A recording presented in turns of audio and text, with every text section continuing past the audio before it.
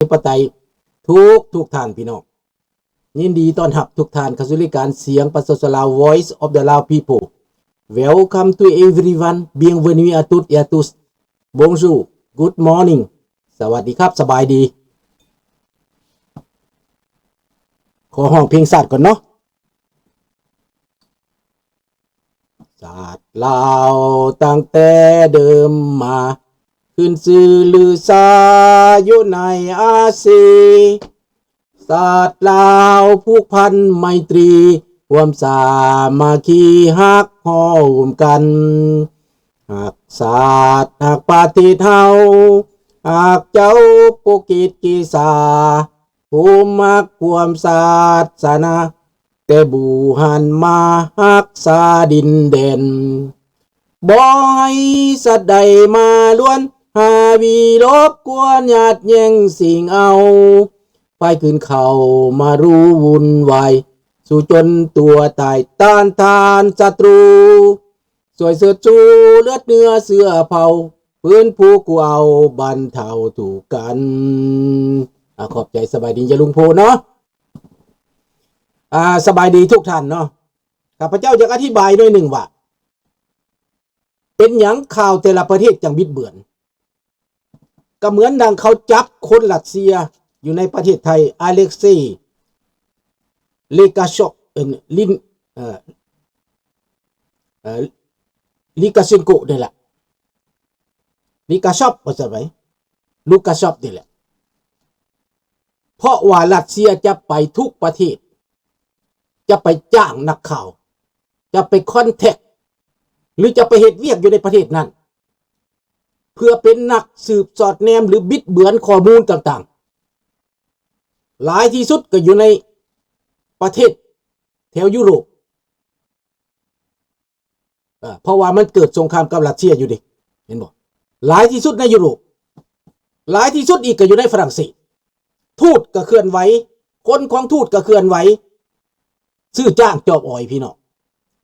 บิดเบือนข่าวเขาห้องว่าฝรั่งเศสว่า la désinformation หมายความบิดเบือนข่าวป้อนข่าวที่ว่าข่าวหันมันบอกว่าความจริงเป็นยังจะบอกว่าความจริงสมัยก่อนหนังสือพิมพ์นี่แปลว่าเขามีจรรยาบรรณของเขาออกข่าวนี่เขาจะมีการผ่านบรรณาธิการผ่านการเบิ่งคักแน่แซงเซ่นเวลาอันใดออกอันใดบ่ออกแต่มาบัดนี้มันหากินบ่ได้แบบนั้นจากคนฟังทีวีก็บ่ได้เงินแล้วมันต้องเอาเงินเขาห้องมาจากสปอนเซอร์นะมันจะเป็นรัสเซียหลายกว่าสปอนเซอร์นั้นเพราะว่าเขาต้องการให้ยิงข่าวไปใส่เพื่อผลประโยชน์ของเขาดังนั้นข่าวในสถานีของทางการนะมันจะบิดเบือนไปเลยมันจะเฟกไปเลยมันจะกลายเป็นข่าวต้านรัฐบาลข่าวทำลายประธานประเทศทำลายนายกทำลายพรรคการเมืองไปเลยมันจะเป็นแบบนั้นเนาะเช่นตัวอย่างในฝรั่งน่ะสินะผู้ใดขึ้นมานี่เขาจะโจมตีตั้งแต่ผู้มาปกครองนั่นแหละแม่แหละมันจะมาสบายดีท่านเคซีมันจะทำลายพรรคการเมืองที่ปกครองเพื่อให้เพื่อให้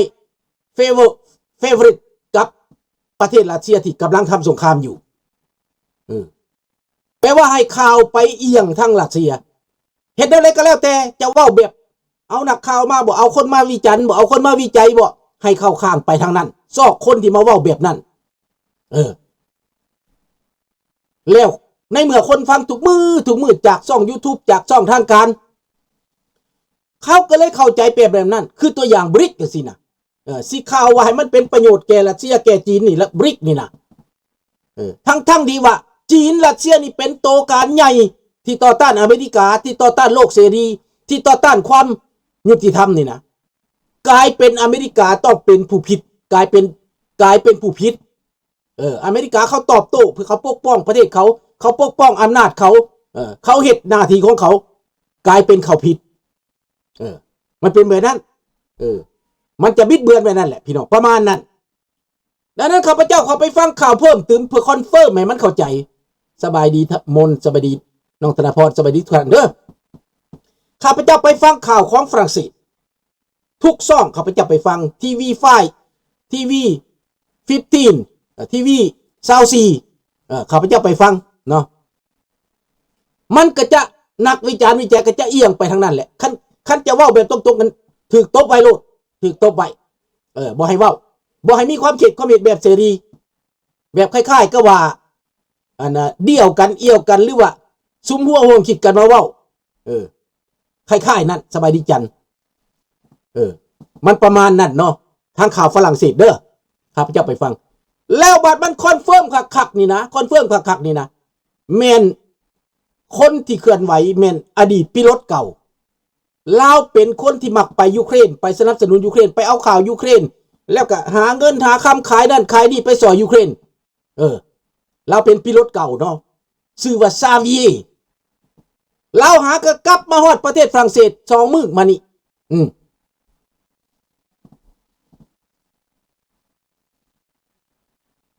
นะเดี๋ยวจังสิเว้าเด้อลุงโพเด้อเรื่องวิไลลาคำพ่อมันยังก็ตามเด้อเพราะว่าโลกมันกำลังหันไปเด้นี่นะระบอบลาวแดงสิตกสิอยู่ได้หรือสิบ่อยู่ได้นี่ขึ้นกับรัสเซียขึ้นกับจีนเด้อขึ้นกับรัสเซียขึ้นกับจีนและขึ้นกับมหาอำนาจอเมริกาที่ต้องการอยากให้เอเชียนี่เปลี่ยนไปนะอันนี้มันต้องเป็นอย่างสิแล้วซาเวียนี่คอนเฟิร์มเรากลับมาประเทศฝรั่งเศสเมื่อวานนี้เราตกใจข่าวฝรั่งเศสนี่บิดเบือนเบิดเราอ่ะไปเดิงโมเวโกเต้เราอ่ะแปลว่าเฟกเบิดนะข่าวที่ว่าเว้านะแปลว่าเว้าแบบบิดเบือนเบิดความจริงเป็นอีกแบบหนึ่งและเรื่องข่าวไว้เป็นอีกแบบหนึ่งเราอ่ะบ่น่าเหลือเชื่อเราอ่ะไปฟังเราเว้าได้เราหาก็มาจากโปรกอฟเราหาก็มาจากยูเครนนะเมื่อวานนี้นะไปมิชชั่นของเราเอาเครื่องไปส่งเราไปแนวหน้าเราไปนอนกับทหารไปเข้าแนวหน้าพูนะไปโปรกอฟพูนะบนเขาลบกันพูนะเนาะอันนี้ผู้ใดอยากคอนแทคไปหาซาเวียก็คอนแทคไปโลด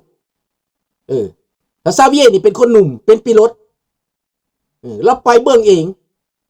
และเราว่าโอ้มันเป็นอะไรมันจะเป็นอย่างซี่ข่าวฝรั่งนี่นะมันจะมิดเบือนแบบนี้เนาะบัดนี้ไปเบิ่งข่าวในโลกก็คือกันข่าวเมืองลาวข่าวเมืองไทยข่าวไซกะแตวพร้อมรัสเซียเบิดเงินตัวเดียวพี่น้องเงินตัวเดียวรัสเซียขายน้ำมันรัสเซียต้องเฮ็ดทุกสิ่งทุกอย่างสงครามข่าวสารอเล็กซี่ลูกาโซฟนี่แหละเห็นบ่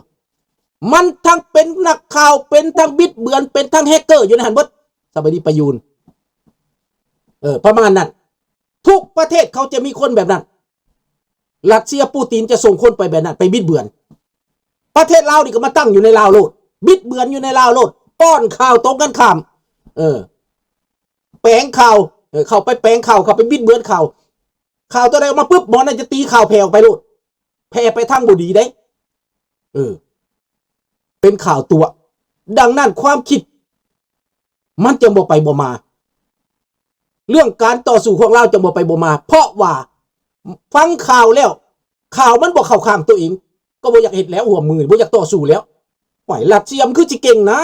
จีนคือสิเก่งนะแล้วก็เก่งเบิดละจีนกับรัสเซียนี่นะเก่งเบิดอิหร่านก็เก่งเกาหลีเหนือก็เก่งแปลว่าจีนเก่งรัสเซียเก่งเกาหลีเหนือเก่งอิหร่านเก่งอเมริกานี่ไปขี่อเมริกานี่นะว่าแบบนั้นได้แปลว่าบิดเบือนบ่ได้ใส่สมองคิดนะฟังแล้วก็แปลว่าไปแนวนั้นดังนั้นพวกคนลาวจังบ่ได้ต่อสู้เพราะว่าเขาคิดว่าลาวแดงกำลังดังกำลังเก่งเดี๋ยวนี้นะกำลังพัฒนาประเทศเขาได้ข้อมูลมาแบบนั้นเด้สบายดีอันรู้คนลาวอยู่เมืองฝรั่งได้ข้อมูลจากทูตได้ข้อมูลจากรัฐบาลได้ข้อมูลจากคนที่ไปเอายืมข่าวมาโฆษณาแทนเขาก็เลยบ่ได้รู้จักความจริงปานใดความจริงเนี่ยอีกนอกไปเลยอียอเร่ไปเลยเข้าข้างไปเลย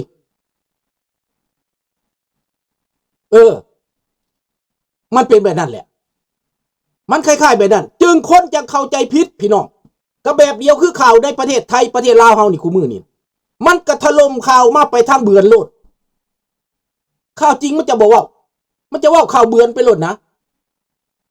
สับสนเลยครับไปบึ่งแต่ที่จริงแล้วข่าวประชาชนตัวจริงนี่มันเป็นเรื่องข่าวเทข่าวไม่ได้กันกองข่าวเดียวเด็กข่าว YouTube ข่าว Facebook มันยังก็ตามเขาได้ยังเข้าออกมาถือบุถือหรือพิษจะไปคิดเอาเองอันนั้นเขาห้องว่าข่าวตรงข่าวเดียวเด็กดีกว่าข่าวที่เขาบิดเบือนหันเนาะฟังเด้อพี่น้องเด้อฟังเด้อแล้วเป็นอย่างคนลาวเขาจังบ่เฮ็ดเพราะว่าพวกจอบกินนั่นน่ะมันจอบกินอยู่ดิคันได้จังสิเฮ็ดคันบ่ได้ละบ่เฮ็ดเรื่องการเสียสละความร่วมมือบ่มีนอกจากนั้นแล้วฝั่งซ้ายจัดฝั่งขวาจัดต้านรัฐบาลเบิดขวาจัดกับต้านรัฐบาลพร้อมโปรตีนซ้ายจัดกับต้านรัฐบาลพร้อมคอมมิวนิสต์บ่มีพร้อมรัฐบาลละมีน้อยละพร้อมรัฐบาลใดบ้ากระปกครองยากฝรั่งเศสนั่นเขาห้องว่าข่าวบิดเบือนซื่อถึกซื่อจ้าดังนั้นเห็นบ่ขนาดนักข่าวคนเดียวมาฟังในข้าพเจ้าตัดสินว่าแม่นความซาวีพุ่นน่ะซ่องฝรั่งข้าพเจ้าฟังทุกมือมันเป็นหยังคือมาเป็นแบบนี้มันสีทะแม่งอยู่แม่เรื่องที่ข้าพเจ้าไปเบิ่งในยูเครนไปฟังข่าวรัสเซียไปฟังข่าวของยูเครนไปฟังข่าวของประเทศอื่นๆเขาเว้ามันคนละเรื่องกับฝรั่งเว้าเด้หยุดแล้วพวกก็ปิดล้อมแล้วเพิ่นว่าตีข่าวสะพัดยูเครนถูกจับแล้วล้อมไว้แล้วนะเอาจบเท่านี้ก่อนเด้อเรื่องข่าวเด้อบัดนี้ข้าพเจ้าจะมาเข้าใจว่าโอ้เรื่องโพสิชันนี่ของคนนี่มันอยู่แบบนี้เนาะมันจังบ่เฮ็ดหยังเพราะว่ามันฟังข่าวลือมันฟังข่าวปลอมมันฟังข่าวว่านั่นอเมริกาโดดเดี่ยวเงินอเมริกาสิตกลงอเมริกาสิล่มจมเพราะว่าบริกเพิ่นว่าบริกเพิ่นบ่จักซ้ำความจริงว่าบริกมันไปใส่เดียวนี้นะแม่นบริกมันเป็นแนวใดเดียวนี้นะบริกมันไปบ่ได้แล้วจีนก็บ่เอาอินเดียก็บ่เอาเพิ่นยังหลงอยู่ในบริกอยู่เห็นบ่เพราะว่าเพิ่นบ่ทันข่าวเพิ่นเมาแต่นอนเว้นparce qu'il font trop de sieste บ่ทันอะไรวะเย่บ่ทันตื่นบ่ทันตื่นบ่คือข้าพเจ้าได้ตื่นทั้งเว้นทั้งคืนฟังข่าวทุกข่าวข้าพเจ้าฟังข่าวทุกข่าวได้เอามาแปลเอามาวิจัยเอามาเบิดทุกข่าวทั้งลาวทั้งไทยทั้งแยกก็แล้วแต่ข้าพเจ้าฟังทุกข่าวข้าเจ้าบ่ฟังแต่ข่าวเดียวบ่แม่นฟังแต่ข่าวอเมริกาและเสืออเมริกาโลดบ่แม่นความจริงก็คือความจริงสัจจังเวอมตะวจาพี่น้อง